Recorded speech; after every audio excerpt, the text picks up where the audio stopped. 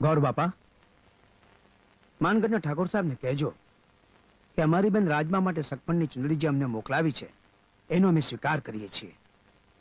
અને આજે થઈ મા મહિનાની તીજ, તેરસના દિવસે રાજકુમાર રતનસંગનો વરઘોડો ધામધૂમથી કાઢીને આવે, અમે એમના સામૈયાની તૈયારીમાં પડ્યા છીએ.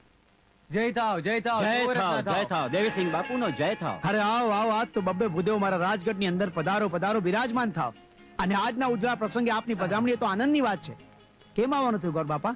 બાપુ, આ ગઢના આંગણે આપના લગ્નનો માંડવો બંધાય એવા શુભ સમાચાર લઈને આવ્યો છું. બોલો બોલો ગોર બાપા, શું વાત છે?